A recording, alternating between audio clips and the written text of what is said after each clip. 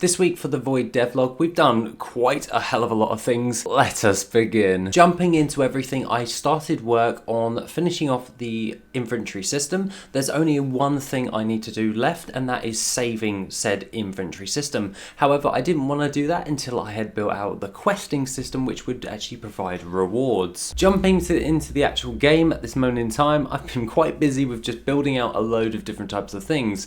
This is because I wanted to build out a full questing system. Now, if we run over here and we kind of just stroll over here, we're going to be wanting to use our interact button, the same as before as picking up an item. You'll be wanting to press 3 in order to interact. This will provide you with the window in which you will actually be playing with.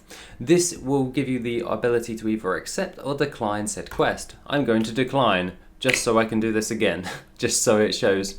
What it will tell you is the objective, what are you going to be doing, the quest name, everything to go along with that, what you're going to do. Accept it, and then you can then do that. As well as the questing system, I had to add a rudimentary attacking system. This goes as follows with the standard melee, which will be your 1, and then all you have to do is just press your 1. Obviously the animations are not done because I don't want to add them unless all the systems are actually produced due to the fact of that. However, your casting system will actually work. I just need to change the animation for that when it's actually played, and you can damage said test dummies. This goes as follow when you go in towards your quest log, and this will make sense in a second. You can go by pressing 4 to open up your log and your stats and everything. It's all in one area, so it's just easier for everyone to know where everything is. You just press 4 or whatever you keybind it to. You can press track, and then you can close that, and then you can track the current quest in which you're actually on. This will give you the starting quest to human quest, and it's going to ask me to go collect a couple of things. First of all, we're going to be wanting to take out the mobs. However, I'm just going to skip past this for a second, as it's going to require me to spam press the button because I have not adjusted the values. And then by the time I actually take out this last one, it will actually come up and say slay dummies is actually done, and then it will tick it off on the side of the quest log. What we'll be wanting to do is we'll be wanting to interact to going to the tavern, which you will use your interact key of number 3 or whatever you keybind it to. And then at this moment in time, for some reason, it will actually say it's collected. However, if you do open your log, there's a little bug right there. And then all I've got to do is collect my sword, which pick up my sword, and then I have completed said quest.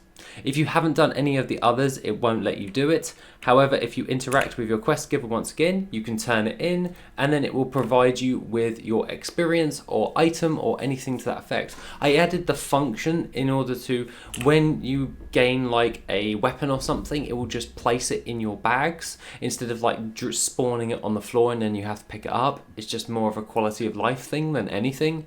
And then once that quest is done, all you have to do is, if you try and talk to him, it won't do it because there's no quest there. Overall, I really like how the main quest and the side quests are actually working, and then it can go in line with everything else. I actually made sure that the quests actually save upon completion as well as load on game, and that means now when we actually do the inventory system, those two things will be linked as of next week, as I will need to add the saving and loading for the inventory system, as those two work in tandem for the actual quests. So you can either do collection quests, kill quests, speak to an NPC type quests, like go talk to Sergeant Major X or something, and then location based quests where you go to a specific region quest or just a general area. We have auto accept quests and auto complete quests. So say much like world quests in World of Warcraft, you enter a specific zone, it will just pop up. We can do those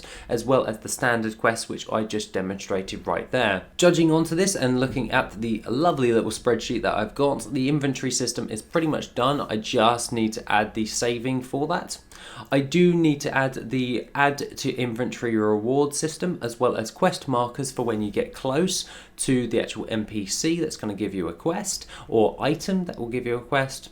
I can actually add any of the questing systems to any of the actors that are actually currently in the game, so that can be either just a stone, a sword, an actual literal item that you can loot. So you can gain your sword of truth or what have you, and then it will give you a secret quest or something to actually forge it into like something else or something to that effect.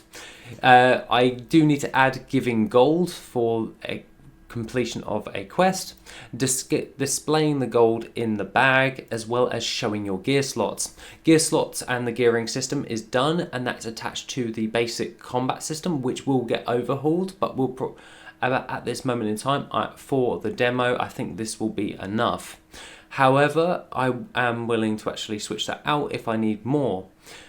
Following on to that, the only other different types of systems is completion of the mount system. This will mean that there will be a usable item, and then for the gear slots area, you'll have your gear slot for a mount, which will be your current mount that you will mount up on, whether that be a flying or a ground mount. Yes, I do plan on having flying mounts because it's going to be a pretty big world.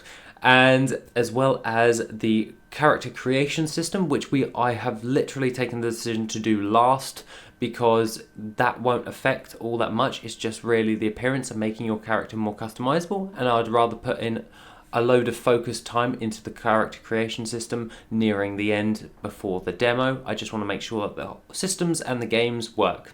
So realistically, what am I going to be doing besides all of that? Obviously, I have the ecosystem area in order to do, and everything to go along with that. However, this will work out quite well after the fact once the AI is done.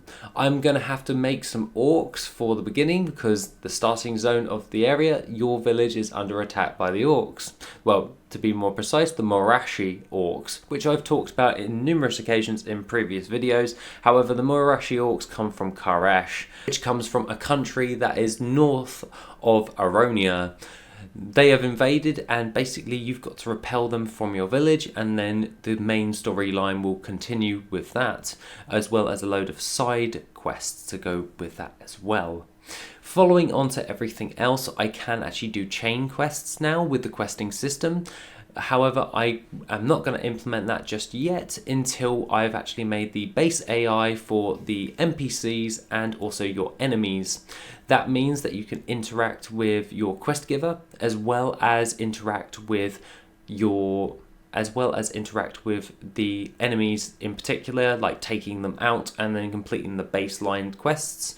As with the demo, I really want everyone to use all of the basic 5 functions of the actual game. So 1, 2, 3, 4, 5, all of the keys, and then you have a good understanding on how to use every different facet, as well as starting you off with your main character storyline. Because once the basic storyline's done, the world is yours. You can go on whatever adventure you like, and then I'll just be placing more adventures and quest systems. You will have main quests and side quests and all that jazz, but you don't really need to follow them. You can level up as you want. It's like more free, and you just do your own thing. So that's got me really excited. I need to do the base AI for the enemies. I think I will do that first, and then I'll worry about NPCs, as at the moment they can just be cubes.